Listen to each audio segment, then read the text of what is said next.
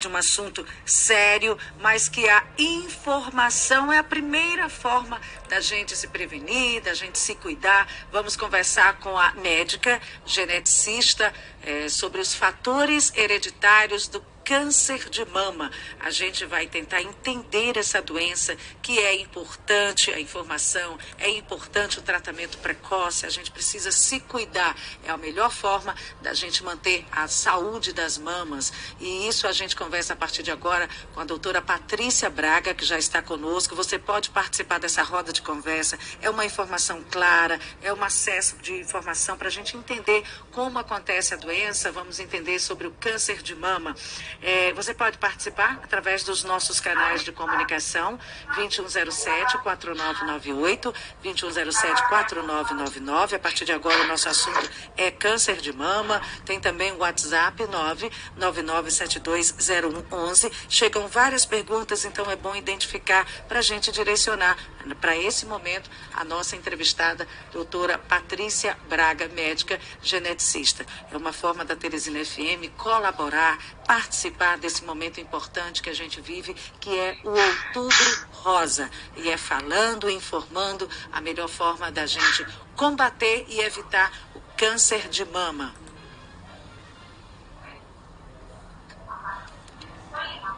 A gente está agora só com a voz da doutora Patrícia Braga, é uma entrevista remota, então as pessoas que estão conectadas nas plataformas digitais estão vendo e ouvindo a doutora Patrícia Braga. Câncer de mama, e se ela tiver informações, dados gerais, estatísticos, mas a gente quer mesmo entender como é que é o câncer de mama, é hereditário, minha mãe teve, eu posso ter, como me cuidar antecipadamente. São informações a partir de agora com a doutora Patrícia Braga. Bom dia, doutora. Bom dia, Simone.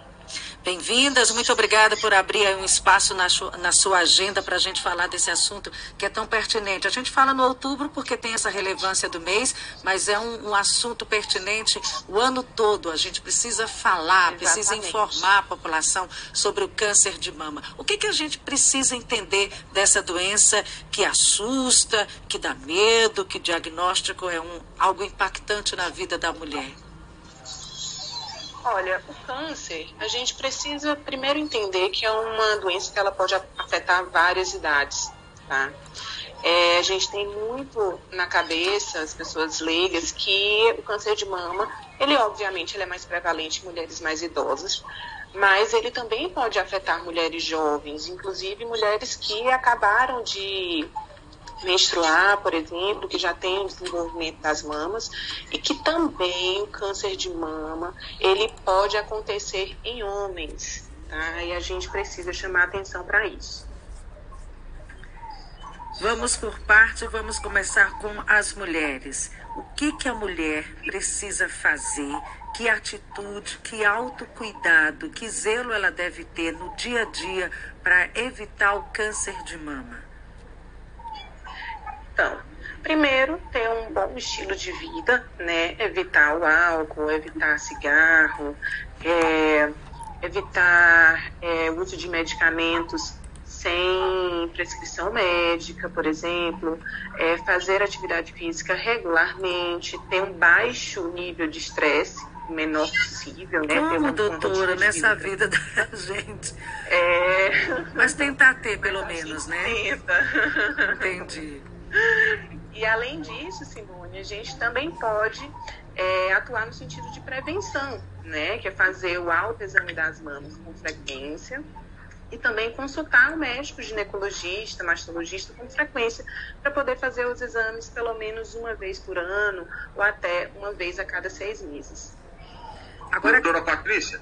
Luciano Coelho. Luciano Coelho, bom dia. Bom dia.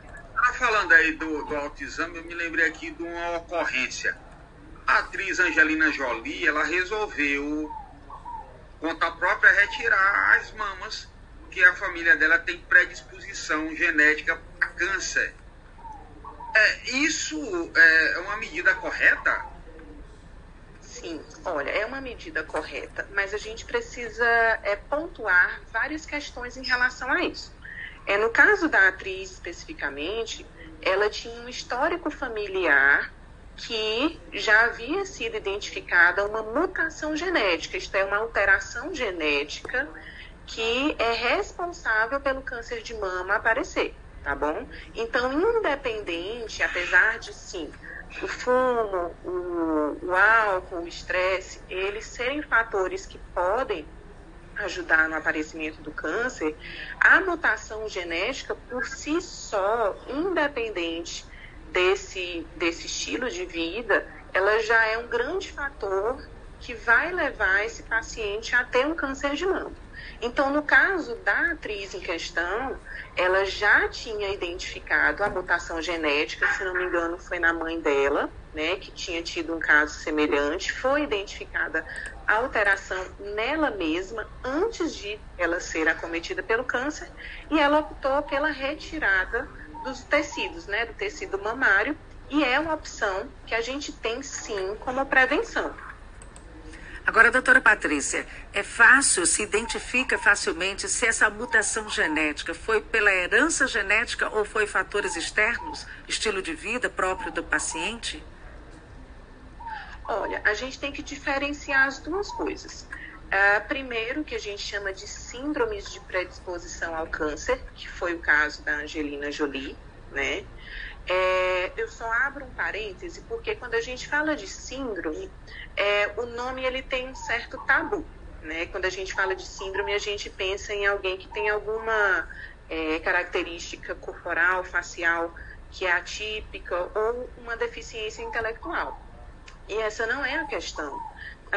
Existe, né, síndromes de predisposição ao câncer, isto é, alterações genéticas que por si só já levam o indivíduo a ter o câncer.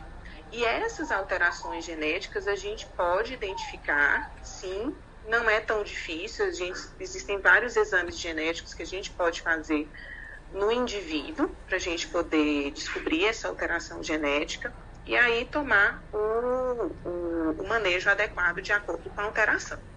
Caso seja um câncer esporádico, né, a gente chega a essa conclusão quando os exames genéticos eles estão vindo negativos, né, e quando o histórico familiar da pessoa ele não é tão chamativo para síndromes de predisposição ao câncer. Então, a gente consegue dividir o que é uma síndrome de predisposição ao câncer familiar e o que é algo esporádico. Doutora Patrícia, a medicina ela é muito cara, a senhora sabe disso. A medicina é muito cara. Muito bem. Perfeitamente. Então é o seguinte, o que fazer com essa situação nossa aqui do Brasil, como um todo? A grande massa populacional ela é atendida pelo SUS. O SUS, até pela imensa demanda, as coisas se tornam mais difíceis. Fica mais difícil marcar um exame, marcar uma consulta. Como fazer para melhorar isso, doutor?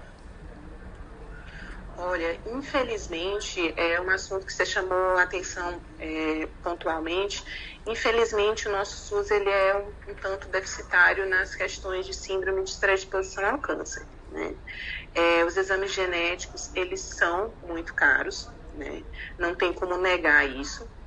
E os planos de saúde, né, a saúde suplementar, ela até cobre, né, os exames, mas o SUS ainda não. O SUS ainda fica naquele paliativo de quando descobrir a gente trata. E isso realmente é um ponto fraco que o Sistema Único tem. Doutora, vamos falar, já que vocês estamos no SUS, vamos ainda nessa mesma pegada, nesse mesmo olhar, mulheres que estão nos ouvindo agora, ou então os maridos, porque chega em casa, se ela não estiver ouvindo, pergunte a ela, a última vez que você fez um exame para detectar, por exemplo, uma ultrassonografia ou uma mamografia, pelo menos quantas vezes por ano, ou qual a frequência que se deve fazer esse exame? Parece uma coisa estranha, mas tem mulheres aí que devem estar contando 1 ano, 2, 3, né? Que não fazem esse exame por falta de acesso. Exatamente. No mínimo anual, tá? No mínimo anual tem que fazer ultrassom mamário, mamografia quando necessário, quando tiver a idade adequada, né? E ultrassom transvaginal ou abdominal, né? Pra gente poder ver se tem alguma alteração. Se a paciente tiver algum histórico familiar que novamente remeta a síndromes de predisposição ao câncer, aí o manejo ele é diferente. O manejo ele é muito mais, digamos que assertivo, ele é muito mais focado no paciente. A gente passa a adotar exames, às vezes, dependendo da síndrome, às vezes até de 3 em 3 meses, de 6 em 6 meses, tá? Doutora Patrícia, nós temos aqui perguntas e a gente vai tentar agora dar um ritmo de ping-pong para a gente atender o máximo possível de participantes. Coloquei uma prótese de silicone há 2 anos. Meu único medo era que isso pudesse camuflar um possível câncer. É possível, doutora? É a Ana Regina. Olha, sempre a paciente tem que manter um acompanhamento com o ginecologista, né, onde vai ser feito o exame das mamas, no exame físico, né, isso anualmente. Então, sempre vão ter os exames que vão ser adequados para a situação dela. No caso da prótese de mama, a paciente ela pode fazer ultrassom, né, ou até a ressonância magnética, que aí pode detectar o câncer. Mas não camufla, não tem isso. Tendo um acompanhamento, não tem problema. Não camuflar, não. Doutora, qual a relação de amamentação e câncer de mama? Ótima pergunta. Já existem estudos, né, atualmente, que mostram que a amamentação ela diminui o risco de câncer de mama, tá? Mesmo que a paciente ela tenha uma mutação genética que a leve a ter um câncer de mama, mesmo amamentando, só com a amamentação, inclusive, e mesmo tendo alteração genética, ela tem um risco menor de ter o câncer. Gente, além de deixar a criança saudável, deixa a mãe saudável também. Então aqui Exatamente. A gente levanta a bandeira da amamentação. E a bandeira de quem é mãe e amamenta bastante. Demanda. Livre demanda é amamentar quando quiser e puder. Quando quiser, puder, e é a relação entre mãe e filho.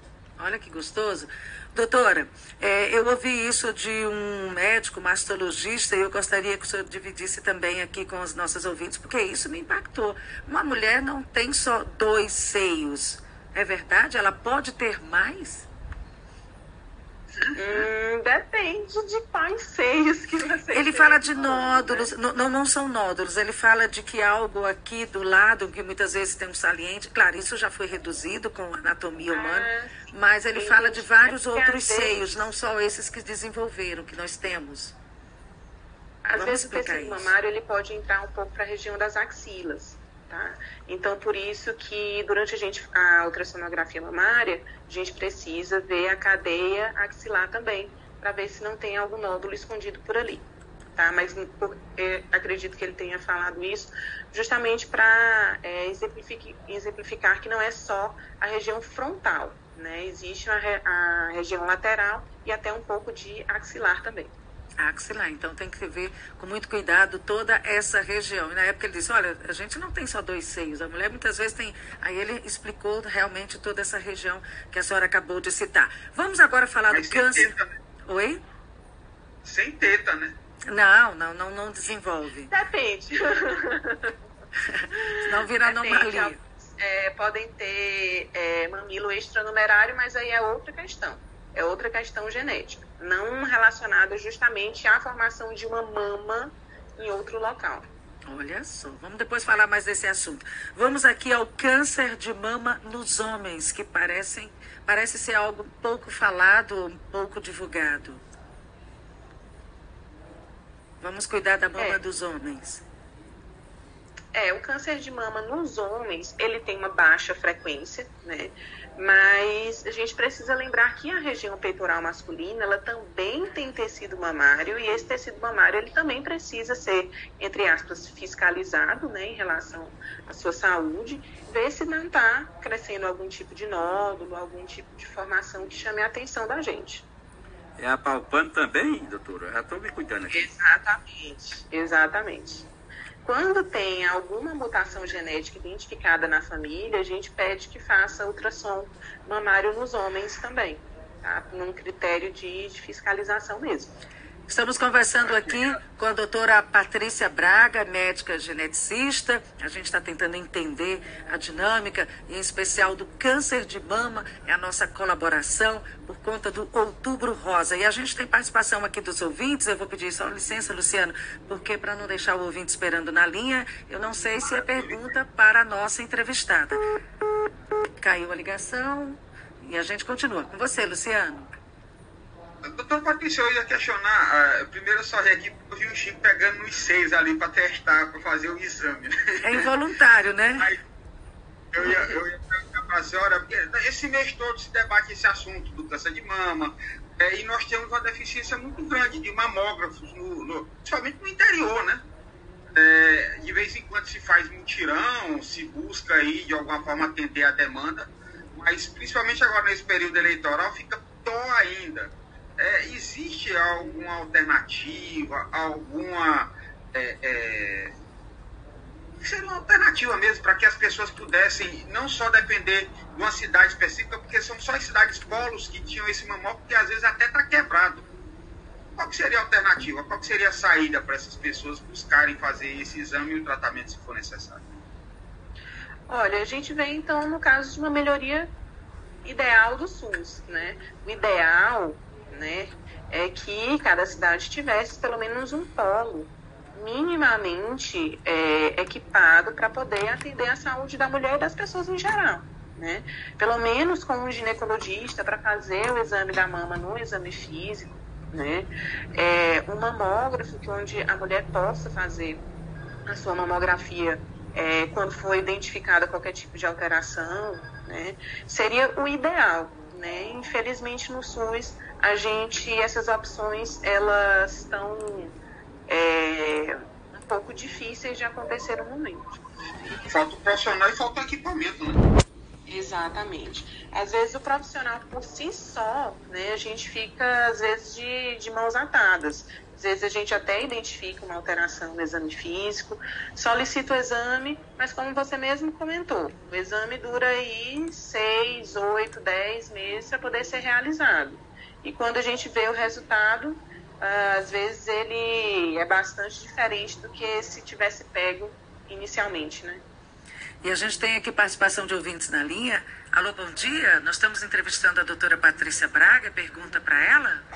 Sim.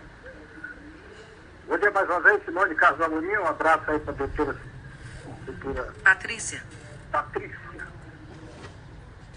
E, doutora, em conformidade com essas últimas palavras da senhora, eu entendi que a mulher acometida da patologia do câncer nas mamas, ela está fadada, ela está assinando a sentença de morte. É verídica essa minha tradução das suas palavras? Um abraço. Então, de forma alguma. Existem hoje tratamentos para o câncer de mama, principalmente aqueles que são diagnosticados em idade precoce, né, digamos, em momento precoce de aparecimento, que a chance de cura é estrondosa. Tá? Depende do tipo de câncer, depende de qual tratamento que será feito. Mas o câncer, ele é sim uma doença que ele é curável. Existem hoje em dia tratamentos que são aí de ponta, que levam as pessoas a ter uma vida completamente normal, né? Retira o tumor, faz o tratamento e, entre aspas, bola para frente. Então, de forma alguma que uma pessoa que tenha esse tipo de diagnóstico, ela está, entre aspas, fadada ao falecimento, né? Mesmo até aquelas pessoas que têm uma síndrome de predisposição ao câncer, uma alteração genética que leva ao câncer, né? Quando a gente descobre a alteração genética, existe um manejo que pode ser feito para a gente evitar que o câncer aconteça. E, acontecendo, existe também mecanismos que a gente pode fazer o tratamento dele precoce. Então, de forma alguma, uma pessoa que tem o diagnóstico de câncer, ela vai estar fadada à morte. E a gente tem muitos casos de pessoas, né, de autoestima, de mulheres que fizeram cirurgia, reconstrução da mama e seguem a vida de uma forma muito alegre. E ontem foi o Dia Internacional de Combate ao Câncer de Mama, no dia 19 de outubro. Por isso a gente tem aqui hoje a participação da doutora Patrícia Braga para esclarecer e nos dar orientações básicas sobre essa doença. E a doutora é geneticista. E eu queria saber, doutora Patrícia, a informação genética, a herança genética, estamos falando do câncer de mama, que outro tipo de câncer ela é muito eficiente, ela é eficaz e ela chega com muita força? Então, existem os cânceres do trato gastrointestinal, né, de intestino, de estômago, de pâncreas, que chamam muita atenção à questão genética. Tá? Existem outros tipos de câncer que são os sarcomas, né, que são os cânceres, entre aspas, de músculo e de tecido ósseo, né, os osteosarcomas, que são aqueles que também chamam bastante a atenção. Mas não só o tipo de câncer em si, mas quando a gente faz uma análise da vida familiar desse paciente, quando nós estamos diante de um paciente que tem vários familiares de primeiro, segundo e terceiro grau acometidos por algum tipo de câncer, a gente pode chamar a atenção desse paciente para uma certa predisposição. E aí já começa uma investigação e um acompanhamento, né? Inclusive, quando você senta, geralmente nas primeiras consultas, o médico pergunta, alguém da família já teve câncer? Eu acho que a partir daí começa esse trabalho. Nós temos ouvintes na linha. Alô, bom dia. Alô? Alô, bom dia. Você gostaria de fazer pergunta para a doutora Patrícia? Não está mais conosco. Alô, bom dia. Pergunta para a nossa entrevistada? Sim, Simone. Eu estou retornando porque eu esqueci uma questão importantíssima. Toda a explanação da doutora foi importante, mas eu me referi à questão do assegurado do SUS. Eu, por exemplo, eu tenho seguro de saúde. Não preciso do SUS, graças a Deus. E aquele que precisa, essa questão da mulher que tem uma patologia gravíssima dessa e fica aguardando a boa vontade do SUS. Vamos autorizar. Se cremos que o Balacop não vai, aí prolifera o câncer no ser da pessoa, da vítima, babau, caixão, cavalo de pau. É isso que eu falei. Abraço. Doutora Patrícia? A doença se tornaria realmente é uma questão que foge ao nosso controle, né? A gente tem como papel fazer o cuidado precoce, informar a população, pedir os exames que são necessários para um diagnóstico, para um tratamento mais assertivo, o mais rápido possível. Mas existem outras questões que são burocráticas, que são políticas, que são organizacionais, que acabam fugindo do nosso controle. E isso não só para o câncer de mama, né? Isso para várias doenças aí que a gente tem aí na nossa população. Doutora Patrícia, muito obrigada pelas suas informações. Eu gostaria só de novo, para tocar no coração dessas mulheres e dos homens que estão ouvindo, chegue em casa, pergunte à sua mulher, à sua mãe, à sua irmã, cuide das suas mulheres, da sua casa e da sua vida. Última vez que você fez exames importantes para a saúde da mulher, vamos lembrá-los quais são? Em relação ao tempo que tem que fazer? A última vez que elas fizeram aquele check-up básico que a senhora repassou, que é a ultrassonografia. Pelo menos uma vez por ano, né, a consulta com o ginecologista para fazer todo o exame físico e os exames da saúde da mulher, tá? Pelo menos uma vez por ano. O autoexame das mamas, ele tem que ser feito com frequência, tá? A gente recomenda aí pelo menos uma vez por mês, tá? Até com frequência um pouco menor, a mulher tá ali no banho, toca um pouco, faz os movimentos para ver se tem alguma nodulação. Tem um período certo do mês para se fazer esse autoexame de uma forma com mais qualidade? Olha, geralmente antes da menstruação, as mamas elas estão um pouco mais túrgidas, né? Então pode ter um pouco de abaulamento, mas do próprio tecido mamário, um pouco de, entre aspas, inchaço. Tá? Do próprio tecido mamário. Isso não significa uma nodulação, não significa um tumor, mas é alteração hormonal do próprio ciclo menstrual. Então seria depois do ciclo menstrual o momento mais, digamos assim, aconselhável para se fazer o autoexame no banho. Exato. Doutora, muito obrigada. E lembrando, a mamografia que é importante, tem exames ginecológicos que fazem parte daqueles exames de rotina da saúde da mulher. Doutora Patrícia, muito obrigada. Boa terça-feira para a senhora, viu? Exatamente. Eu que agradeço o convite. 8h30, a gente faz